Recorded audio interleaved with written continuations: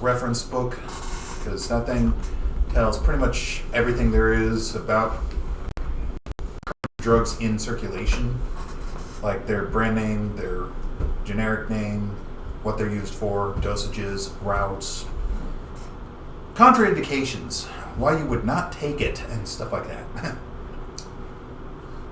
Wesley's on Zoom. Hi, Wesley. Can you hear us? He's muted. He's muted, but can he hear us? We're muted. Ah. I believe we're muted. Yes, we're muted. I'm on the wrong keyboard here. Whoops.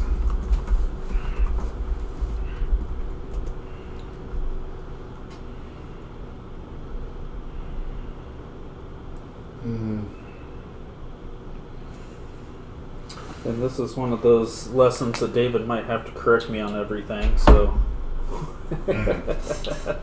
Was this the answering questions Yeah. week? Okay. Hello, Wesley. We're glad that you could join us. Hey, thanks, Jared. I caught a little bit of a stomach bug this afternoon, so I thought maybe best not to pass it around to everybody. Probably a good idea. Sorry you're not feeling good. Thanks, Tracy.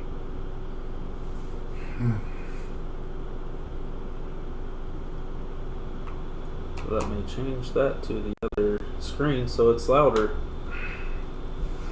Can you say something right quick, Wesley, to see if it came through the other speakers? Yeah, sure. It did not.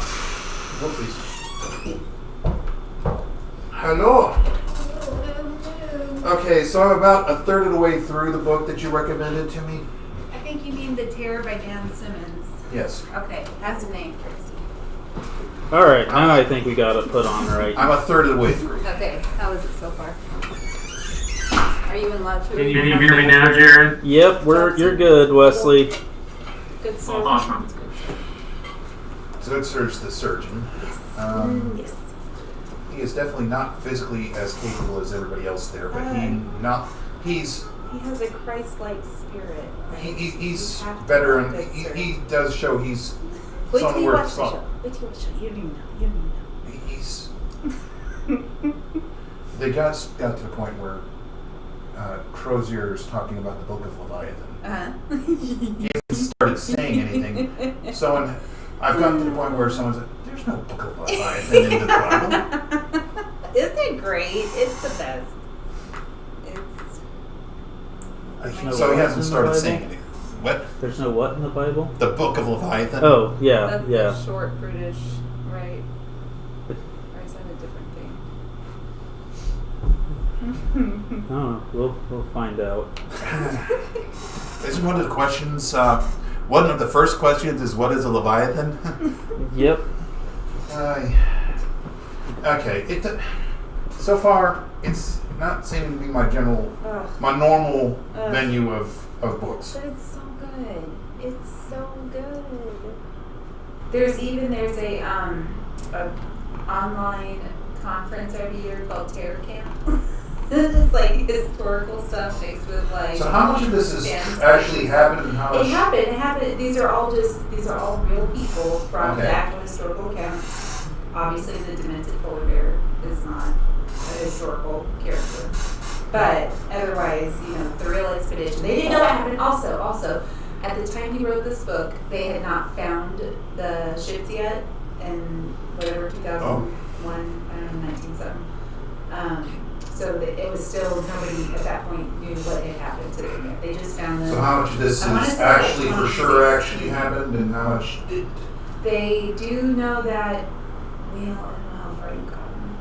I'm a third of the way through. I'm on chapter 19. I don't know if you know, like, what's going on with them. We've seen a couple of them back before they went on the trip. What ailments are they suffering at this point? We're giving Dayton and Taylor some time to get here yet. They're so talking about how half their food supply. We'll start pretty soon, That's Wesley. They really was lead poisoning, so they need that to be out of a lot of them. They didn't even mention lead. They just said Right. it's bad. Yeah. We can't eat it, and also don't have a way of heating it on the stuff that is edible. Bless their hearts, my poor boys. Which that would be a very valid concern. I would have wanted to get that taken care of Before I Don't did you just want to go there? Like, No. don't you want to go to Baffin Bay? That is not what I have in mind when someone tells me to chill. Is Eric here today? Or That is not what I have in mind when someone tells me to chill. When the warm days are 0 degrees, the warmest of days, and the average day is -50, no, thank you, I'm good. I'm good. Let's reach the end of vanity. Yeah. I was into it. All right. I think we could probably get started. It's definitely not my normal Something like that. Oh, just embrace it. That is one of the terms that Quakers use that other people use. You were telling me about red raptor. What's I that? have it already on Yeah. That's probably why you like the. Because we do Quaker, query. I think that's Right. If there's a word for peace that started with Q, we probably use that too. But like, Saying what not you like said. a cartoon thing, like a real Probably. animal's perspective. But we don't say long live the queen. Exactly right. It's really it stops somewhere. So. I have it. It's Just still, that I don't really care. I mean, my entire life it's been God Save the Queen. Now they've changed it on me. You gotta watch the show first. We don't know how long the king will last, so. What's streaming service? Alright, everyone. Today we're doing Finding Answers Together again.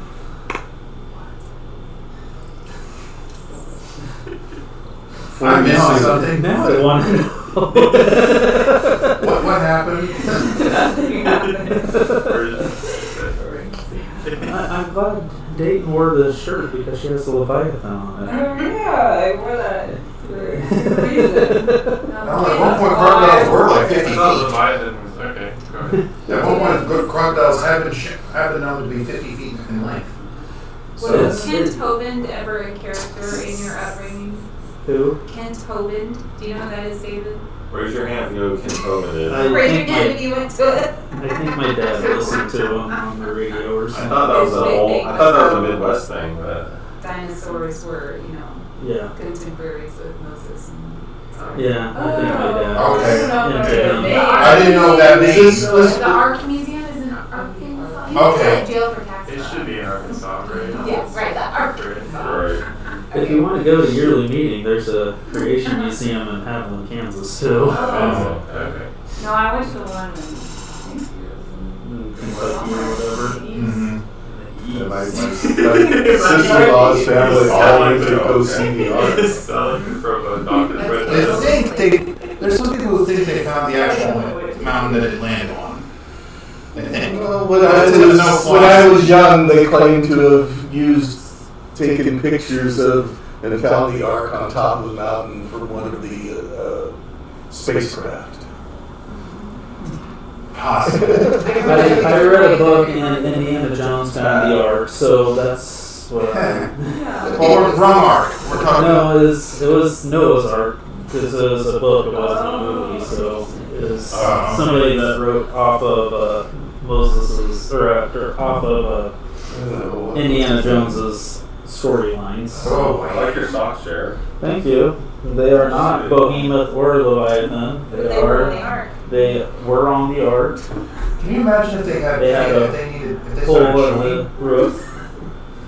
You'd have to have a really strong Heimlich. You have to have multiple Heimlichs. That's where the circus game came from. Leslie, just so you know, I have giraffe socks on, so. Oh, awesome. That's Is that what the Leviathan is, Jared? No, we'll get into that. So the question today is, what is Leviathan? So, and I have it in proper grammatical terms there because it is more than just the Leviathan. It's a, Yeah, what's the plural? Leviathan? I don't know. Is there a plural? That's what we don't ever have to find out. Or is it like deer? I took a nap, so I'm ready to go. That's what we don't ever have to find out. So, Leviathan is one of the Hebrew names for the sea monster of ancient Near Eastern mythology that represented the forces of chaos held in check by the power of the creator deity, sometimes rendered sea monster or dragon in modern English translations. And that's from the Lexham Dictionary, which is a very good Bible dictionary if you ever need one. If you can find one in print. I have the digital form, which makes it easy to copy into PowerPoint. So it is a sea monster. Just what does it look like? So Leviathan is mentioned 6 times in the Hebrew Bible. So it's not a very big thing, which is why a lot of people like to talk about it. Because it's one of those confusing things in the Bible that why is it there, and we have to try to make a point over it. So I'm going to make a point over it. So the 6 times it's mentioned in the Hebrew Bible is Job mentions it twice, Psalms mentions it twice, and Isaiah mentions it once. And I believe it's mentioned once in the New Testament at least. Supposedly, when we get to the feast of the marriage supper of the Lamb, we're going to have Leviathan for lunch. So, if you don't like seafood, I guess you might want to let God know that you want the turf, not the surf. I don't know if that's a thing or not. So, this is the first mention of it in Job. And I'm reading all of chapter 3 because I want you to have the context of how Job is using it. So, after this, Job opened his mouth and cursed the day of his birth. And Job said, "Let the day perish on which I was born, in the night that said, a man is conceived. Let that day be darkness. May God above not seek it, nor light shine upon it. Let gloom and deep darkness claim it. Let clouds dwell upon it. Let the blackness of the day terrify it. That night let thick darkness seize it. Let it not rejoice among the days of the year. Let it not come into the number of the months. Behold, let that night be barren. Let no joyful cry enter it. Let those curse it who curse the day, who are ready to rouse up Leviathan. Let the stars of its dawn be dark. Let it hope for light, but have none, nor see the eyelids of the morning, because it did not shut the doors of my mother's womb, nor hide trouble from my eyes. Why did I not die at birth? Come out from the womb and expire. Why did the knees receive me? Or why the breasts that I should nurse? For then I would have lain down and been quiet. I would have slept, and then I would have been at rest. But wait, there's more. With kings and counselors of the earth who rebuilt ruins for themselves, or the princes who had gold, who filled their houses with silver. Or why was I not as a hidden stillborn child, as infants who never see the light? There the wicked cease, and the troubling, and there the weary are at rest. There the prisoners are at ease together. They hear not the voice of the taskmaster. The small and the great are there, and the slave is free from his master. Why is light given to him who is in misery, and life to the bitter in soul? Who long for death, but it comes not, and dig for it more than for hidden treasures, who rejoice exceedingly and are glad when they find the grave. Why is light given to a man whose way is hidden, whom God has hedged in? For my sight comes instead from my bread, and my groaning Groanings are poured out like water. For the thing that I fear comes upon me, and what I dread befalls me. I am not at ease, nor am I quiet. I have no rest, but trouble comes. It's an uplifting verse, right? Passage? Cheery. Yeah. Who says the Bible's all inspiring? So how does Job regard Leviathan there? Something for the cursed to rouse up. Yeah. It's death. It's destruction. It'd be better not to be around it. Kind of wishes it had been risen up, though. Yeah. Because he's suffering. And remember, this is somebody that God regarded as righteous.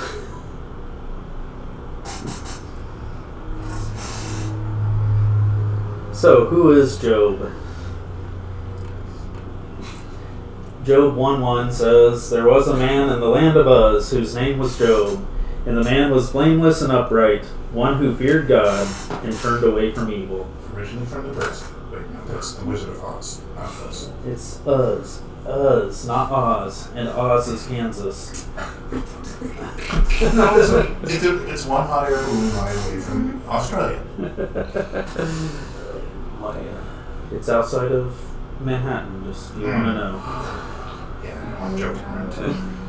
So, he's a man from Uz, and he is righteous. And then, going on in the first chapter of Job, "Now there is a day when the sons of God came to present themselves before the Lord, and Satan also came among them. The Lord said to Satan, 'From where have you come?' Satan answered the Lord and said, 'From going to and fro on the earth, and from walking up and down on it.' And the Lord said to Satan, 'Have you considered my servant Job, that there is none like him on earth, a blameless and upright man who fears God and turns away from evil?' Then Satan answered the Lord and said, 'Does Job fear God for no reason? Have you not put a hedge around him and his house and all that he has on every side? You have blessed the work of his hands, and his possessions have increased in the land. But stretch out your hand and touch all that he has, and he will curse you to your face.' Then the Lord said to Satan, 'Behold, all that he has is in your hand. Only against him do not stretch out your hand.' So Satan went out from the presence of the Lord." Y'all heard that story before, hopefully. I can honestly say I've never heard a sermon about it. Because kind of like I do, my pastors growing up, they wanted positive message, so they didn't focus on Job. So when we look at this, we usually assume that it refers to the devil, right? That's one who usually is associated with that name. Yeah. It's not completely true, though. Mainly because he's in heaven. Wasn't immediately kicked out. And he's attending what some would refer to as God's divine council. Some sort of organization where they talk and discuss what's going on in the cosmos. Which is fun. Why God needs a council, I wouldn't know. So what does it mean? In Hebrew, it actually has an article before it. It's the Satan or the Satan, which means adversary, opponent, or accuser in court. So Satan's not a proper name; it's actually a title or a position. He's not a bad guy, but just because he's a bad guy does not mean he's a bad guy. So at least that's what the actual Hebrew points to. It's thus changed to some degree because of study and all that, but that's what in Job, it's just he's one of the spiritual beings that helps God in whatever they're doing. So So that's not the same like in other instances when they talk about Satan, though, right? In the Old Testament, almost exclusively, it's the Satan. It's not until the New Testament where it begins to take on the proper name form, Interesting. which is one of the... Something worth noting. And it doesn't even really do that till after the meeting at Nicaea, Yeah. when they decided to codify all the biblical writings they could find and choose which ones were going to be in the Bible. Interesting. You know, I just can't imagine like what's going through Job's head when he's like, I don't know, like listening to God and writing that down. And God starts saying all that stuff. Like, hold on now. Yeah, jerk. Yeah. Just imagine him writing down his book. Like, No wonder he said, "I wish I was never born." So there's something that's in that passage as well that's interesting. The sons of God, or in Hebrew it's B'nai Elohim. In Job, the sons of God appears 3 times. Once that we just read, the next chapter, and then later in the book in chapter 38. And the sons of God present themselves before Yahweh, and Satan comes among them. In this context, the sons of God appear to be some sort of divine council or group of lower heavenly beings. They are mentioned only in passing, although one of the main characters, Satan, is one of them. So, there's a reason I'm going through this. So, because it is weird, and most people this is weird stuff. The sons of God first appear in the preamble to the flood narrative in Genesis 6. The sons of God find the daughters of men attractive and take them for wives, and are given children by them. Their offspring may be the Nephilim, also mentioned in this passage, and from the Nephilim come a race of giants, the Anakim, and by extension the Raphaim. Examples are Goliath is considered a Raphaim. The sons of God stand in contrast to the daughters of men, distinguishing them from mere mortals and implying some form of heavenly being, though attempts have been made to identify them as foreigners or as the offspring of Cain. And the reason a lot of scholars reject the offspring of Cain is because you have to do some linguistic gymnastics to even come close. Because the daughters of, or the sons of, if the sons of God were from Seth, it would have said that, because it says that in other places. They don't call Seth's lineage sons of God. And that, again, is from Lexham Bible Dictionary.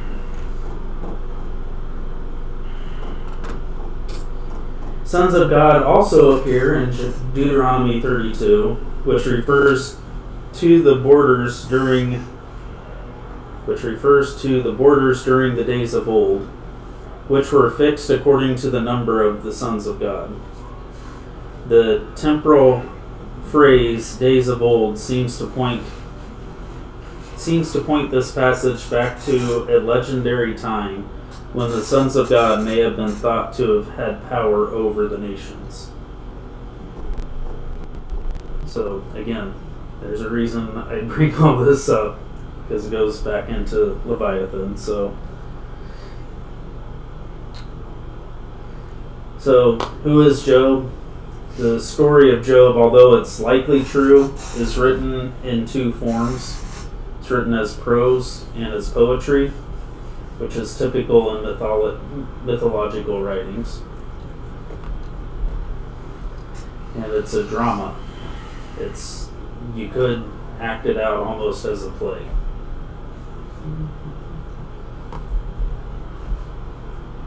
And it was written in a storytelling manner, which in that manner means that the intent of the story was less about the historical facts of the person and more about the lessons that person's life can teach us. Don't have friends like Job, though. No. They are interesting, though. True. Just don't have friends like him. So the Satan goes and he walks around the earth and he gives a report to God. The Satan accuses God of being too easy on Job, and that's why he's righteous. You didn't see that part. And then God allows the Satan to test this theory. So it's lots of fun for Job.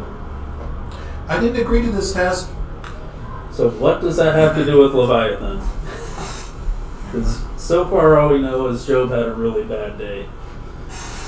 Month or year. Couple of years.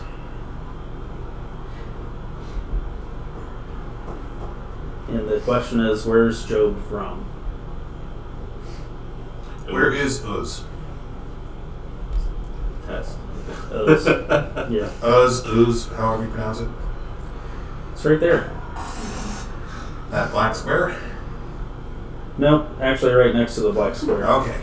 Oh, got it. I see it. Okay. Sorry. A little small for my eyes. I tried to make it bigger, but I will later. So this is often regarded as the Table of Nations. So all those labels are the nations that were regarded as the entire world according to Hebrew scripture.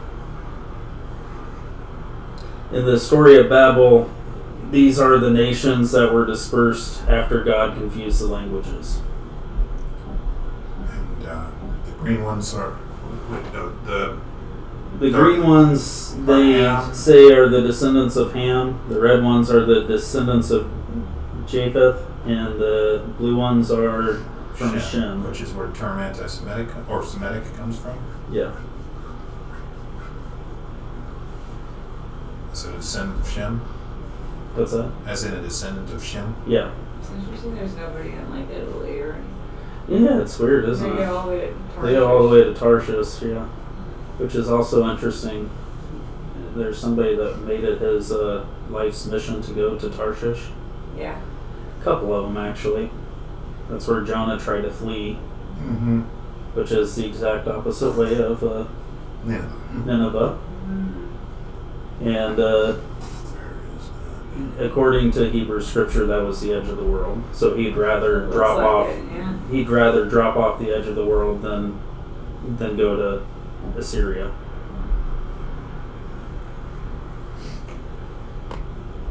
So interesting thing is the people from these nations are also represented in the book of Acts on the day of Pentecost.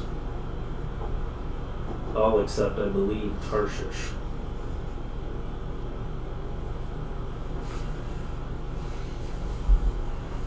So Acts 2:9, and you can read it because I can't pronounce all the names if you want to. But they all, from all those nations, they weren't called that at that time, but if you look at the map, they're from those same general areas, heard the gospel in their own tongue. And the belief was that God was going to restore all the nations back to Him. So those are the nations that they were going to reach. So zooming in a little bit. So Uz is right between Aram and Hul. And you see the Tigris and Euphrates as well. Shinar and Ashur and all the others.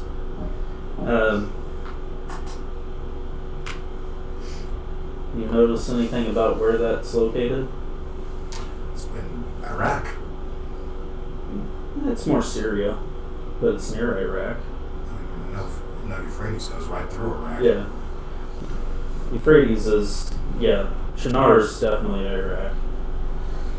Uz is kind of edge of Syria, kind of where Syria and Israel come together. Many believe Uz later became Ur, which was one of the city-states that comprised the first great ancient empire, Sumer. And Ur is also where Abraham came from. So, and where Jacob fled to, that general area, after he stole everything from his brother. No, thinking about, we went to Petra, which is down here, I'd love to see that in person. and by bus we went through the capital of Jordan, and then to the very south end of Jordan. And I remember riding through it, and it's like, why was anybody even here? I mean, I've been to the Sahara, there's lots of sand. But even the Sahara has a certain beauty to it. There's nothing pretty about that countryside. The tallest thing is bushes that are maybe knee high, and everything's covered with thorns. And it's hot. Yeah. And only when you hit a place where there happens to be water is When there you say anything. hot, we're talking like 127 or 137 degrees, right? Well, we were there in, what was that, June? And it was hovering in the upper 90s, and the people were complaining about the heat. Oh, they were. Well, it's a dry heat. Unless you're sweaty. Yeah, seriously, that area will redefine hot for you. Yeah. And even today, you literally are driving on a bus for 7-8 hours, And there's nothing to say. and Kansas looks good after a while. What's wrong with Kansas? Come on, Dave. Or Nebraska. I was just having that conversation with a customer earlier today about how flat Kansas is to other places. So why do you think Sumer is important to understanding Job and the Leviathan? Location compared to where does Leviathan live? Well, they would be. Supposedly. Well, let's go back to just the map. There's a big sea there. Yeah.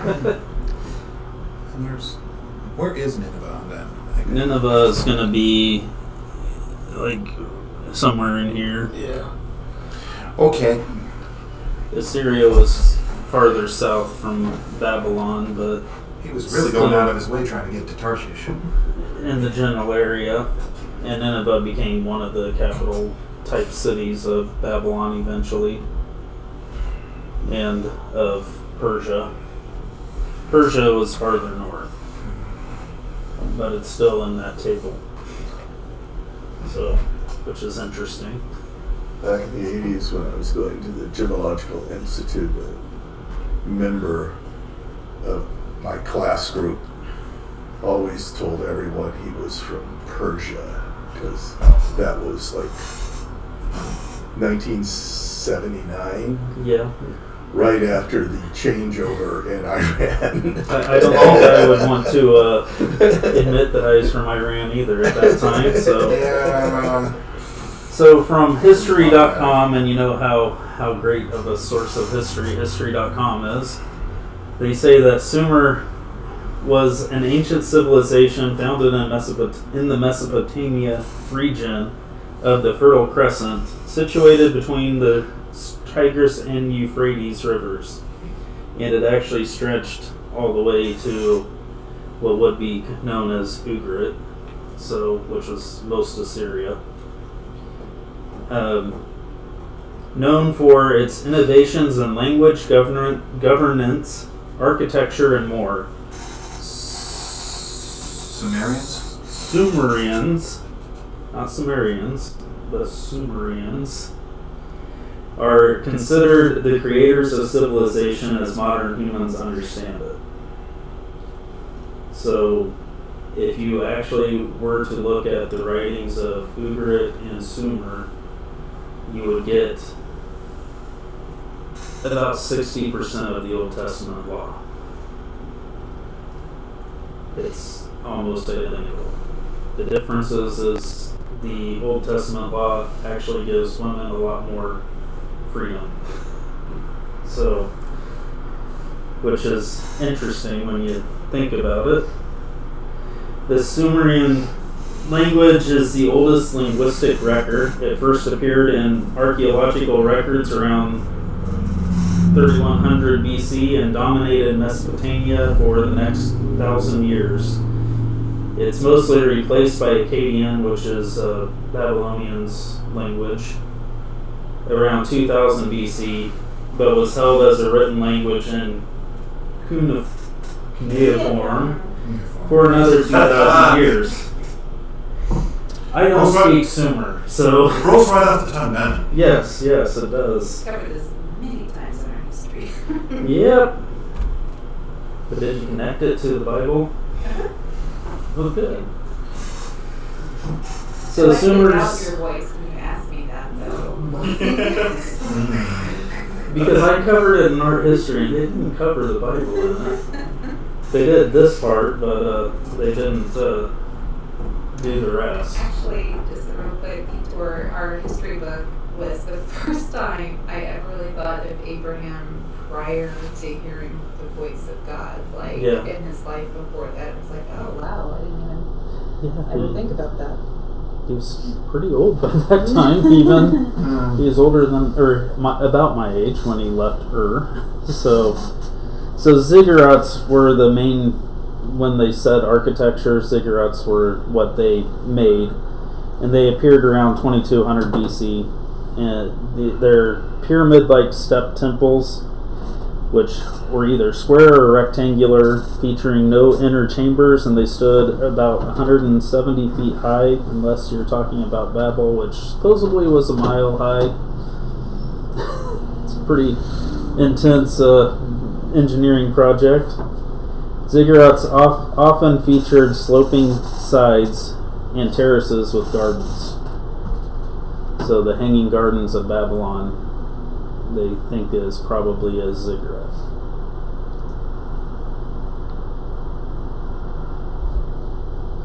And it derives from the Akkadian word, I'm not going to try that one, which means to build high. Architecture dates as early as the dynasty of Akkad. 2 centuries later than the first pyramid at... I've never been to Egypt. Is it Dozier? Okay. Dozier. I think the D is actually silent, but I wouldn't swear to it. So it's Canadian, You're not swearing to it, you're a Hoser. Yeah, it's a bunch of hosers. The Hosers built the step pyramid in the Old Kingdom.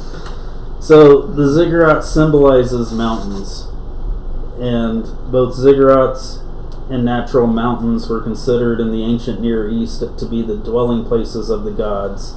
They were believed to be the place where God met the earth and where gods met humanity. Such as it was thought that the high places were sites where gods made their will known to mortals. In this sense, the ziggurat was viewed as the center of the cosmos. So that's why they built the Tower of Babel, was to get to God and become on the equal plane with God. Still needed an arrow to get that type of shot. They need a lot more than an arrow to get. They tried using an arrow. So, more broadly, in the ancient Near East, man, I really can talk. The mountain structures of the ziggurat was a reminder of the first abode of the gods on earth. The primeval mound at creation. Since people also believed the gods controlled the underworld, the ziggurat was part of a mythological pole running through the earth, forming a kind of world tree structure. Ziggurats were also an economic hub of the city where grain and other food were brought in from the fields. Anybody else think of any other religion or mythology that talks about trees? that support the world. Yes. Gonna have to go a little Norse on that one. A little bit, but not just Norse. There's several that. I know that there's several. Yeah. The Irish were very much tree people, and I don't know if the Scots were as much, but the Irish definitely were. There were several African religions that centered around the whole tree concept as well. I'm not so sure about in the U.S. or North or South America. Yeah. So the Tower of Babel was likely a ziggurat, and as mentioned, likely would have had garden planted along the wall. The mountains and gardens were considered the dwelling places of the gods. Gardens were important because, as David was saying, there's nothing there. It's dry, it's hot, so gardens had water and were green and plentiful, so that's where God lives. And mountains, because they're high up, you can't reach them, so you had to build a way up to the mountain. So pyramids and ziggurats were man-made mountains created with the idea of mankind reaching that divine realm. Well, the oldest of the pyramids is the stepped pyramid, Yeah. which is essentially a mini ziggurat. Mm-hmm. How did the Egyptians import it?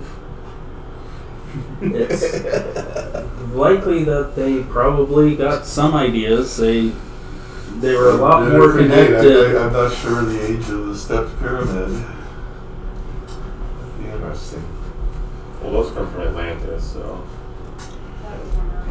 It actually said when I was trying to read a it, story that they think they found where Atlantis went. 2 centuries later than the first pyramid, so the ziggurat came from Egypt, not the other way around, according to whatever. Yeah, I think that the stepped pyramid. So the most famous of the early Sumerian leaders was Gilgamesh, king of Uruk. I have no. You what? Oh, I thought you said King Bear. No, Uruk. You know where the Not orcs come from? I'm just trying to be irksome. The stepped pyramid, we're talking 27 BC. You know the orc Yeah. line? Oh, That's nice one. almost exactly the same age as the stepped pyramid. Really? So that's actually not too surprising either. So And this is for those is late copper, bronze age, yeah, pre-iron age. I yeah. was leading April out to a ride, yeah. So he is the king around 27 BC, 2700 BC, and is still remembered for his fictional adventure in the Epic of Gilgamesh. How many of you learned about that in college? My kids aren't. Considering that I wasn't ever actually in a class that would be taught in college, no. Or if any of you played assorted video games based on history. Gilgamesh is a recurring character in Final Fantasy as a boss fight. Or listen to They Might Be Giants. That too. So the epic of this is the first epic poem in history that we have a record of, and they believe it's the inspiration for later Roman and Greek myths and biblical stories. A devastating flood in the region was used as a pivotal point in the epic poem, later reused in the Old Testament story of Noah. This is according to History.com. And I personally prefer mythological instead of fictional. Mm-hmm. Because There's definitely a difference. myth infers a meaningful story that contains elements of truth, where fictional just implies it's made up completely. So if you hear me say myth, don't take me as saying it's all fiction. It's saying it may not be 100% word for word true, because in an oral culture, you embellish to keep people entertained. So you're not a literal. Inspired by a true I story. am authoritative, but not like how the Episcopals say it. I take the Bible too serious to take it literally. So we're not going to the art museum. You can go to the art museum, but I'm not going to organize. He's not saying it's not true. It's just saying that he doesn't know if it's true. It may very well be true. The fact that many cultures have a similar story leads me to believe that it probably was true. So. This reminds me of the conversation I was having in Area Valley. Wasn't the Gilgamesh story the reason for the whole flood being the gods were just angry at how much noise the cities were making or something like that? We're getting to that. Okay, the reasoning for the flood varies from the Gilgamesh story to the Noah story. So although many believe that the Hebrew people took the story of Noah from the Epic of Gilgamesh, I'd argue that the Hebrew people emerged out of the same people group, so it was already their story. So, to some degree. The difference lies in how the cultures regarded and interacted with the sons of God. And that's a big difference between Gilgamesh and Noah and all the other creation myths. We're still waiting for a tie into Leviathan at this point, but This is a sweet game. Yeah, like you're gonna. Listen, he just tied back to Sons of You God. know, Impatience, Just- yeah, patience. How long was that? It's in History's been taken over 4,000 years. I know. It's across the desert from the sea, so eventually we'll get to the sea monsters, you know? I honestly kind of forgot we were talking about. No, I feel like you should still staring at teaching. you I was like, I just We're getting farther away from the sea and we're gonna come back. that reminds you of that. So this one fun sounds. This is kind of like my wife explaining what she did yesterday. She has to start when she gets up in the morning to tell me what happened at 5 o'clock in the morning. You gotta have the context. Vicky, are you watching this?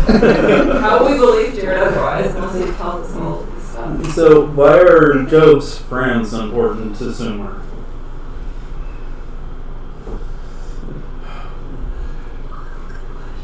So they come from 3 different places. They're not from the same town, which you would think if they're friends of Job's, they would be from the same They still walk town. from town to town to visit each other. Huh? So Eliphaz was from Temanite. Bildad was from Shuhite. And Zophar was from... Man, I need to go back to school. Not my thoughts. Yeah. I'm guessing on that. And this is something that the book Hidden Treasures in the Book of Job had in it. And if you'll notice, he has Uz in a different place. Very different place. Uh-huh. Yeah.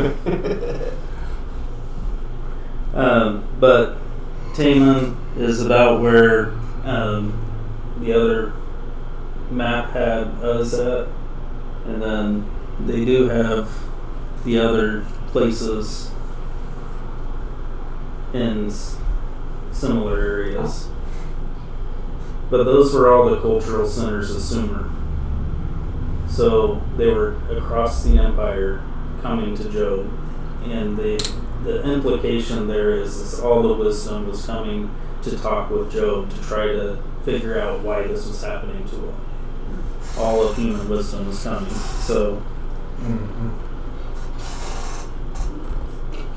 and if you want to know about this book that I got that from, this book discusses the cosmology of the ancient Near East and points out scientific answers to problems today using Job, which is interesting. And he mainly talks about global warming. Yeah, try to figure that one out. And this is where it comes back to Leviathan. So, to some degree.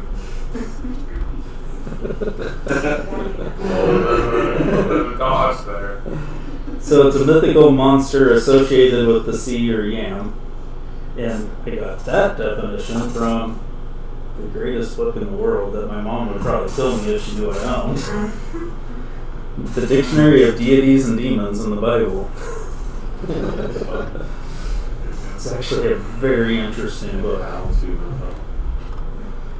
So the etymologically, it can be interpreted as either the twisting one, and they actually get the word for similar to the twisted one from Arabic, or the wreath-like, or the circular, and both possibilities point to the original concept of Leviathan as being snake-like.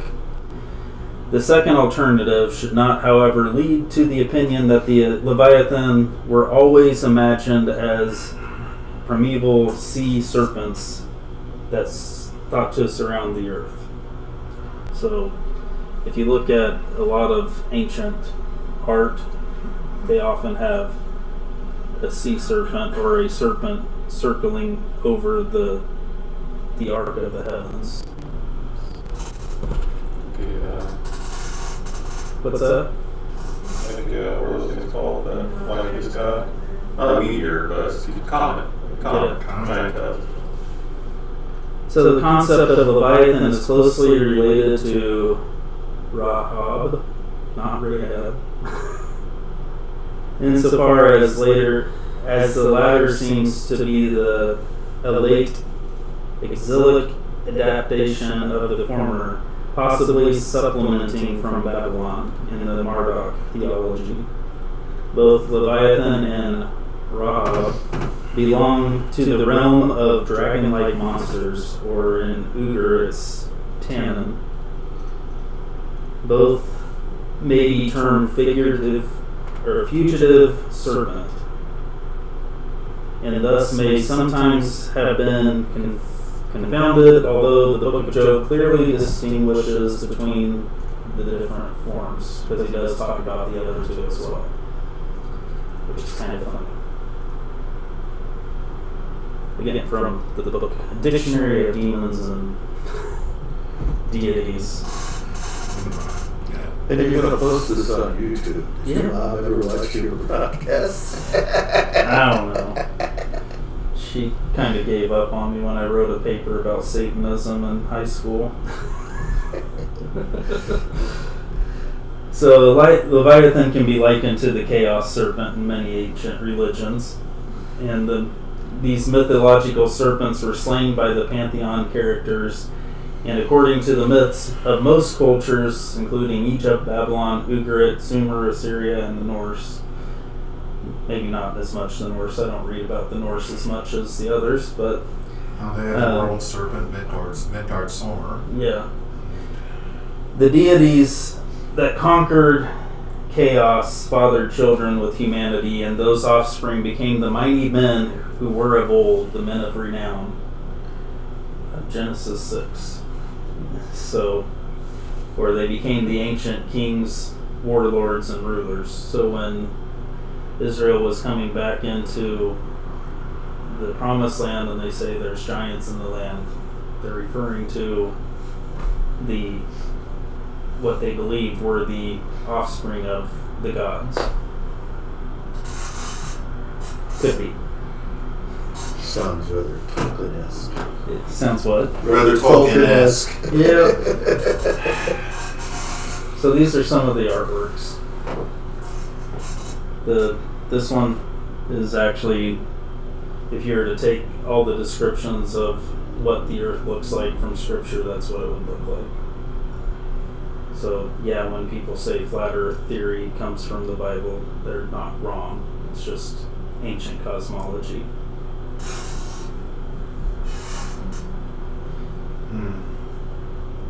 And remember, they thought the edge of the Mediterranean was the end of the world, so... Wait, is the ocean of heaven, is that the idea that there's a water in the sky? Yeah. Yeah, I learned about that in Sunday school. Oh, Yeah. In She said that's in right. the creation story says that he separated the waters. Yeah. And then talks about the pillars of the earth being shaken. Nobody told me the earth was flat, though. So. Yeah, because it's kind of proven. There are members of the current Flat Earth Society who said we have locations around the globe. So They have yet. the second one, that's the Egyptian Terrible joke, concept, but it's true. and it's not it's not a serpent, but there's that arching circle. Yeah. So the one in the corner, that's not a sea serpent, but the story is very similar. That's the Marduk theology. And the one underneath it is more Persian, but it's a dragon, even though it looks like a dog. So, That's not Falcor. it could be. No, he's longer, shorter. They had to fit it in a small Well, you gotta space. like breed them, like wiener dogs are long, short. They only had so many gold tiles. You know? Had an abundance So of never the ending blue story. ones. So the one next to the dog serpent is Greek cosmology. They have more rings, but it's still rings. Geek cosmology. And then Irish is next to that. And So sciencey. the last one is Mayan. They as well have a serpent that goes around the earth and also have pyramids Mm-hmm. That have steps. that have Yeah, steps. it was interesting there. But they don't have deserts, so it's a little bit different. But if you look at the feathered serpent that Quetzalcoatl. they have, I did a project is on Aztec. similar to a lot of the depictions of Leviathan as well. I said, can we just all cuddle? No, the Aztec god was called Quetzalcoatl. I did a project on this back in elementary school. Don't tease me like that. It was a combination bird/serpent thing. Yeah. So it's a chaos symbol, and many cultures have serpentine, or the serpentine is honored and worshipped, but the Hebrews they don't honor that aspect of it. Instead, they in most of the cultures, the death of chaos brings life, making it the circle of life, or the Ouroboros. Many also include trees that have its roots going into the underworld and its branches stretch up to the heavens. And that's also what a ziggurat represents. Hebrew culture also has a tree of life in their cosmology, but chaos is not killed, it's merely tamed and turned into God's pet. Which is kind of interesting. Scripture talks about him playing with Leviathan in the Psalms. And the sea was often regarded as the symbol of chaos because it was foreign to the nature of humanity. Humans couldn't exist there. Yeah, water was scary. It's still scary, if you think about it, to several people. And because humanity couldn't enter the sea, they could build boats, but they couldn't actually get into the sea. That's where chaos dwelled. And thus Ocean Gate happened. So it's a pretty scary place. And those that began to venture out into the sea brought back stories of huge beasts with them. Which is true. So what are the large beasts?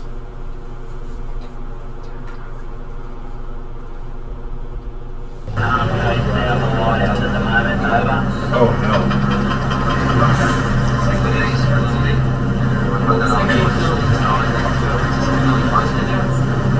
Yeah, you get see some That's what story. stuff here. So the serpent head there.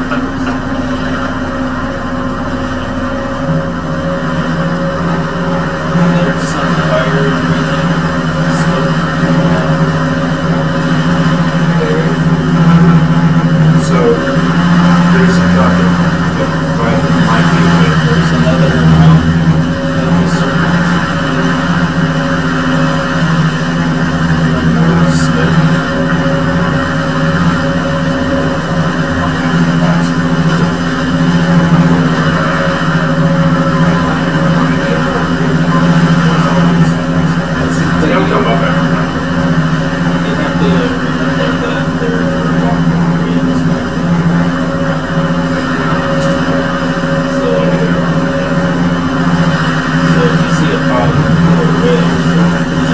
Doggies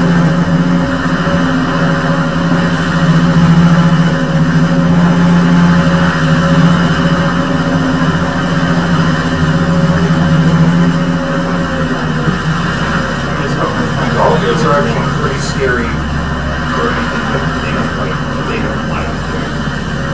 For some reason, they're friendly with us for the most part. Could be pretty scary though. Without the tail. And manatees are the things that just go from perfect. 20 and a half. That's true. I did Have you seen the sea serpent yet?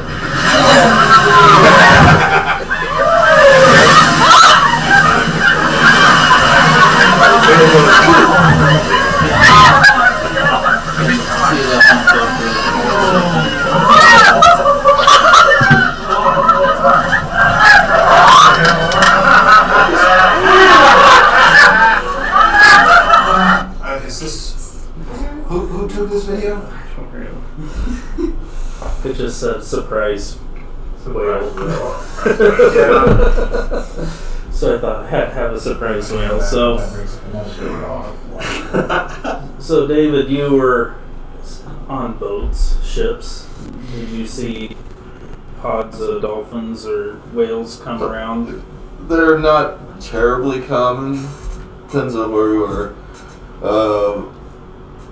You have whales that are off Lahaina, Maui, and the Hawaiian Islands. You see them up off the Alaskan coast.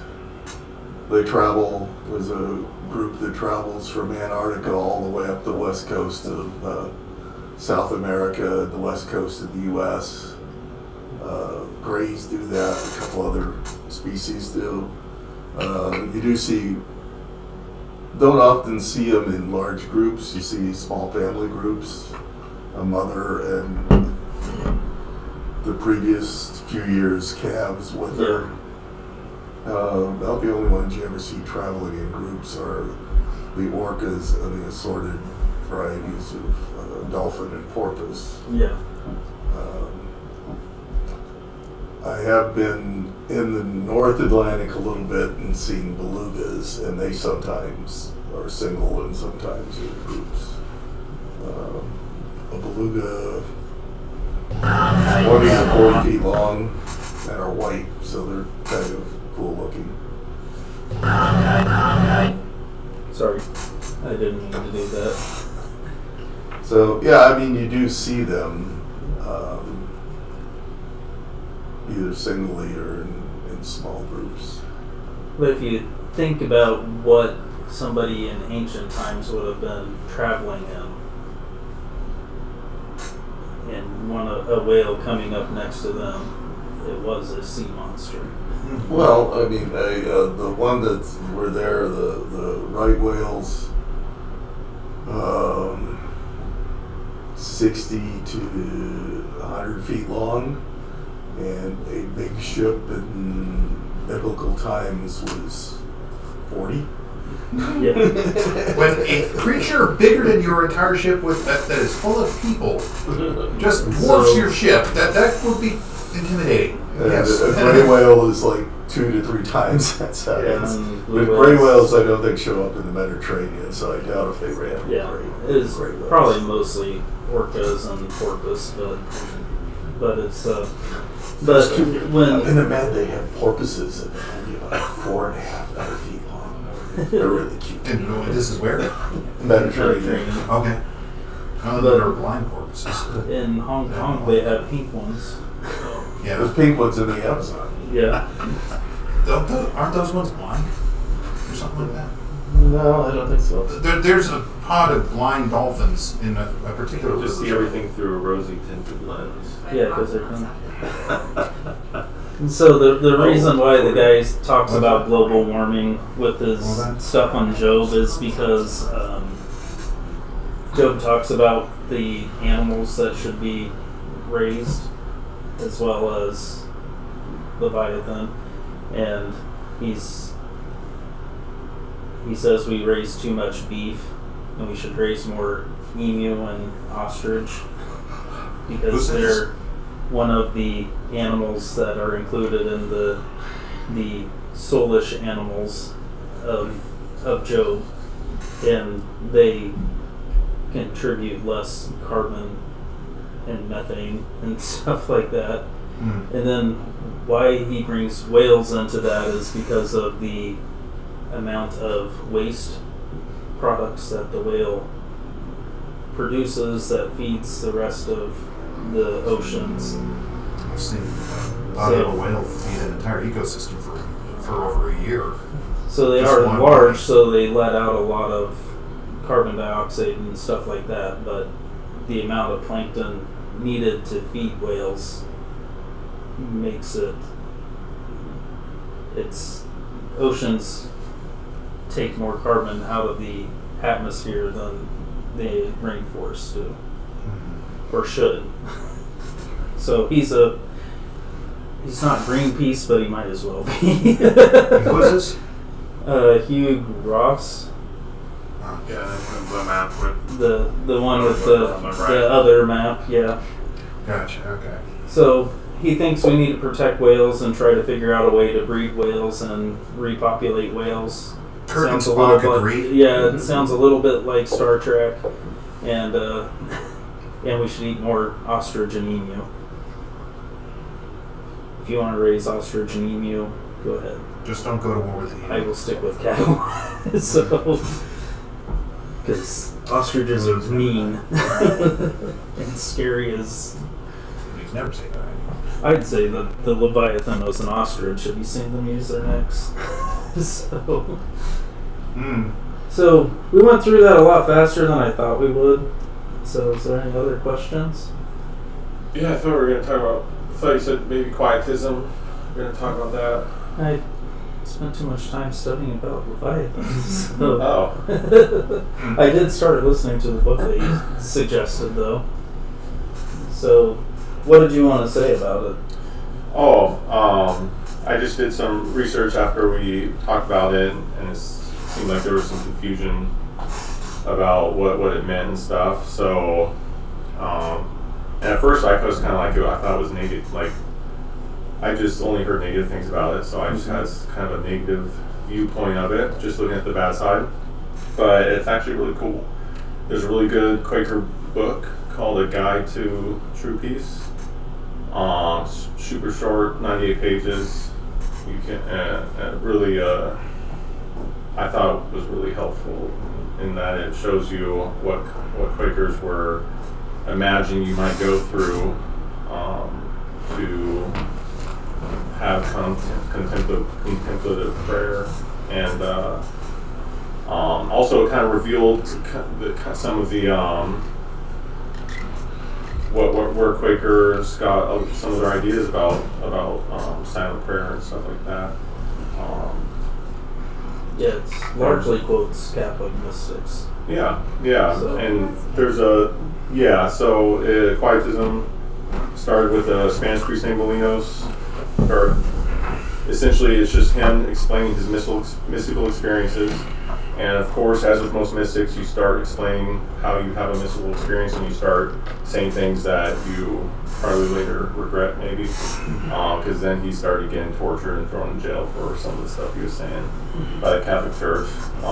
Mostly things like we don't need necessarily priests or sacraments or set prayers. Sound kind of familiar, right? But also some weird things too, like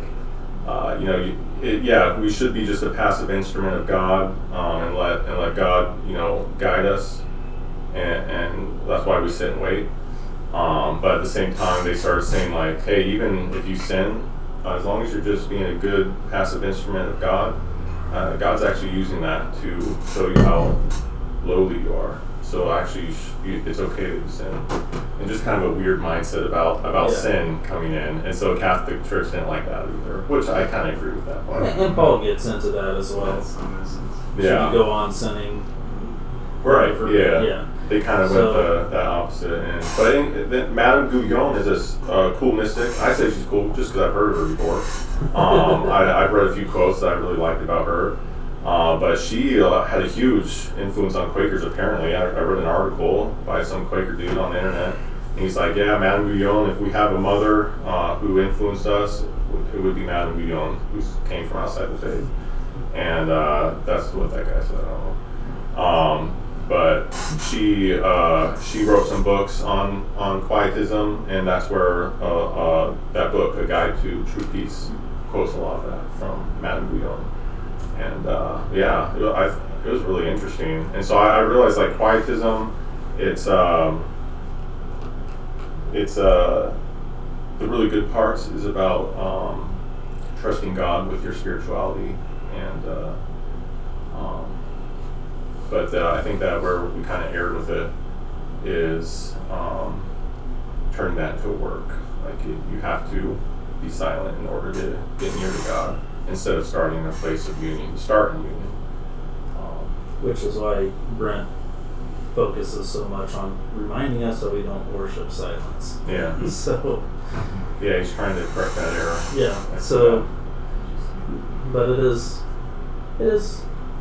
and that book is actually available free on Friends Library if you want to look that up, as well as most of the books that I've quoted in our history portions. So, but anyway, that's all I got prepared for this week. I was trying to find a really good painting of Leviathan, but they're either modern renditions of it or cartoonish. So. That was pretty good. Yeah, I like that one a lot, actually. I'm like becoming kind of attached to that picture. Yeah.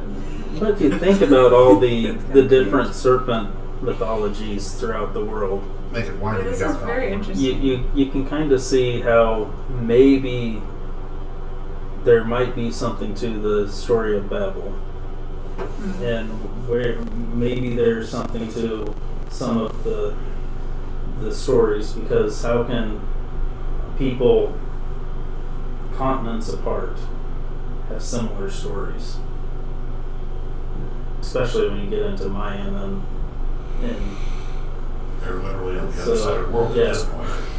Mayan versus Asian, that's not quite as stretched, but some of the others, it's kind of interesting. So I don't know if I'd go as far as saying this is absolute gospel truth, but Well, I was chatting with some guys at the area rally, and I do did in the past, less now, but a lot of work with archaeologists. And one of my favorite instructors when I was at Trinity was now they had the archaeology department at the University of Leeds. But I used to always tease the archaeologists that their pat answer for anything they don't understand is it's a ritual thing.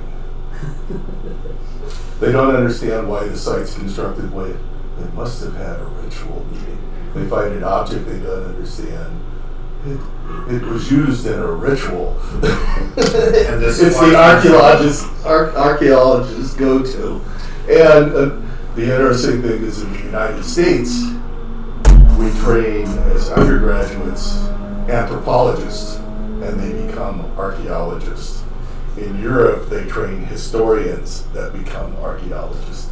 They all wind up at about the same place, but they have a slightly different take on things. And this is why time travelers laugh at archaeologists. and That's why that's why this historian laughs at a lot of archaeologists. I heard about Gilgamesh in anthropology class, and she told me that it was ridiculous that I would believe the Bible at all, because it's the same story and obviously it's stolen. I asked the question that I asked here: could it be possible that it's a true story, and they just put different characters in their story based on their culture? And she didn't have an answer to that. Mm-hmm. It's like, well, the Native Americans had a tree that they climbed. It's like, well, it's still a similar story because it's a tree and a ziggurat, and so it's kind of interesting how there are similarities. There are definite differences. See, the anthropologists would explain that, and that it's an innate human thing to try and take pieces of your environment to explain what's going on. You're like a cat, you want to go up. Yeah. I mean, that's why we want a building out and try to go to the top of it. And most people say we focus on servants so much because that was our number one danger. Well, see, if it was Cash and I, it would be spiders. So, Whole different story. if you listen to Jordan Peterson, he says that's why you developed the ability to see in color is because we're trying to get away from snakes Really, I thought it was to find fruits. and to find Are fruit. you not listening to Jordan Peterson? You don't have to I think listen to that's Jordan not- Peterson because Missed it. I don't know why everybody got all up in arms about him, but he says a lot of decent things, and I'm like, no, that's not what that word means. So, Kind of like, what was your guy? The monk, the priest, or whatever his name was. Molinos. The Oh, hits and misses guys. yeah. yeah. So, Jordan Peterson, where I had a problem with him, was he tried to say that the meek will inherit the earth meant that you are prepared to fight. I'm like, no, that's not what that means. That's So, that's not what that means. So, but anyway, next week we'll have Holy Expectancy, and 2 weeks more about Friends and who we are. So, but If you go to a Quaker church every week, are you officially excused from voting? you don't Do you get have like a to. special pass? Like a card? You don't have to vote. That's true. But of everyone. according That's true to- of everyone. According to our faith and practice, you It's like should a stamp participate card. in the government, and you shouldn't withhold your tax money, even though you don't believe in war. Because there's no state church anymore, so we have to pay Well, taxes now. early Quakers in America and Canada refused to pay taxes to war. Yeah. So when they formed the United Meeting, the 5 years meeting, they put that in the query that you shouldn't withhold you shouldn't I don't remember the wording. Shouldn't take from the public treasury or something like that. A lot of conservatives today say that it means that you shouldn't take welfare. That's not what it means. It means you should pay your taxes and not keep your money from the government functions. If you go to the time between the American Revolution and the War of 1812, and then the 1820s to about the 1840s, 50s, when we were gearing up for the Civil War, there's lots of rhetoric against soldiers. And soldiers were considered to be a blight on the public welfare, draining monies that could be used to build Roads and bridges and cities and things, and just wasting it by being soldiers. After the War of 1812 ended in roughly 1815 and 1820, there were 10 regiments of the U.S. Army. One was coastal defense, the other 9 were regular soldiers, infantry. That means officers and enlisted, maximum size of the Army of the United States was right around 10,000. We're about 10,000 times that now. They deployed over 300,000 troops in Iraq. So Money back then. anyway, we'll get into the queries later, I'm sure, but that's where that query comes from, and there are still friends in the general conference that will withhold the amount of the budget that comes, or the amount of the budget dedicated to the military, they'll withhold that percentage from their taxes. Too bad they can't decide what that actually is. Yeah. So most of the people that do that do put the money in the bank, so if the government ever comes to get it, they can just hand it over. It's good practice. But You calculate penalty and interest. yeah. So the lawyers, the Satans, in our Okay. Practice with some of these. Are we done? We're done online? Leslie, did you have any questions? I don't think so. I thought maybe we'd put you to sleep.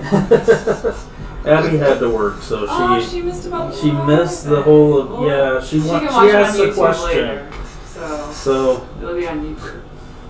Leviathan's actually a dragon. I was clearly wrong. It's not whales. Slash dinosaur. My wife thought I was trying to find artwork to 3D print because Albert likes dragons. So, and I was like, nope, I'm talking about Leviathan. She's like, oh, that's no fun. It's like it's fun. So, the reason I go into it is my favorite class was people and culture of the Old Testament when I was getting my master's degree, and the professor of that class was Leroy Breitup, and he is pastor here before he went to Friends University to teach, and we had a 10-minute meeting that turned into 3 hours because we talked about different things, and my wife was sitting in the car, and then I was like, oh yeah, my wife is in the car. He's like, you better go. That's when you hope your car is still there. So, Yeah, This sounds a lot like shopping with my wife and daughter in the prom. But This sounds like a reverse of the Don McMillan comedy routines about shopping. she did get me back because she was in art school, and I spent sometimes up to 8 hours sitting in the car waiting for her to get done with whatever she was doing. So a lot of times I do on her help, but at some point. all right. Well, see you later, Wesley. Thanks again for letting us use your Zoom. Yeah, anytime. Good to see everybody. So, We'll talk to you all next week. Okay. yeah, notice